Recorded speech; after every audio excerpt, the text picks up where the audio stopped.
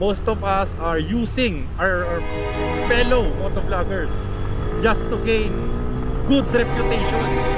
So yung mga bigay-bigay na yan, most of it are fake, diba? Or content lang. Kasi hindi lahat ng mababait sa social media mabait sa totoong buhay.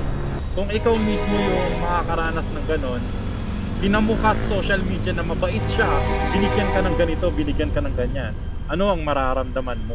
Topic natin today is dark side of motovlog, the dark side of social media.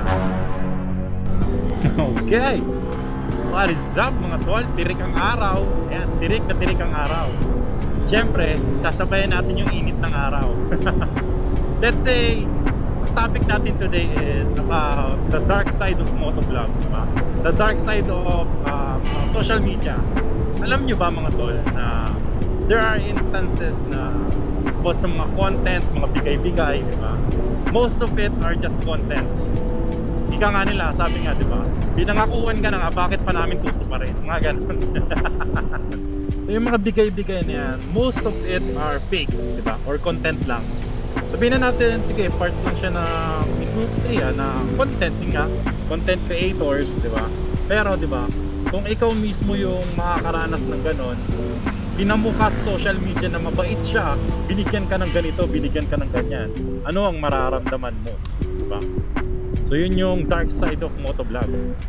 Most of us are using our fellow motovloggers just to gain good reputation. Yan. Most of us are using our friends, our boss, mga kumpanya. Madalas nagkakaroon ng gamitan para sa fame.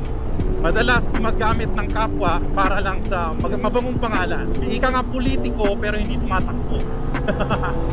So commonly ganyan na nangyayari. Most of us are using our fellow vloggers just to gain the reputation na mabait sila, nakatiwa-tiwala sila, na dapat sila rin yung lapitan ng mga iba para mabiktima din sila, di ba?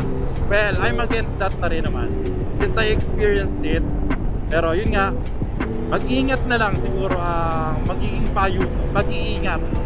Kasi hindi lahat ng mababait sa social media mabait sa totoong buhay. Yung iba malala pa. Actually pwedeng palitan sa trono si Satanas. Yun lang, bibigay lang ako ng one tip kasi yun lang naman ang magagawa ko. Kaya ang masasabi ko lang is mag-ingat sa mga akala natin mabait talaga. It takes time. Actually ako, inaabot ako ng napakatagal na panahon bago ko ma-realize.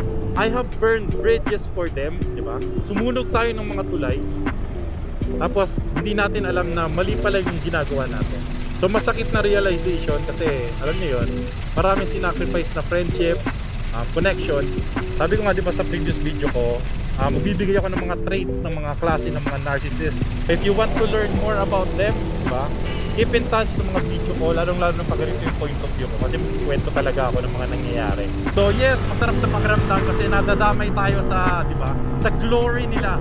Pero deep inside in the long run, masama malalaman mo na masama Actually ako, masama ang karakter ko, di ba? Sa mga contents ko, kupal ako. Masama ako. Mga previous contents ko, nang bawasan ko ng side mirror. Pero never ako nang gamit ng tao, which is mas malala yun. Physical na bagay lang ang sinisira ko. Sila, emotional. Sila character yung sinisira nila. Pagkatao yung sinisira nila. Which is wrong. Which is para sa akin is over evil na para, di ba? Ako physically maangas, di ba, salbahe. Pero sila wala, iba, grabe. Papalit sa trono ni Satanas. Pero yun nga, maraming salamat sa panonood. Keep in touch sa mga future videos ko. Marami pa tayo di-discuss. Hanggang dito na lang muna sa ngayon. Ciao. Let's go.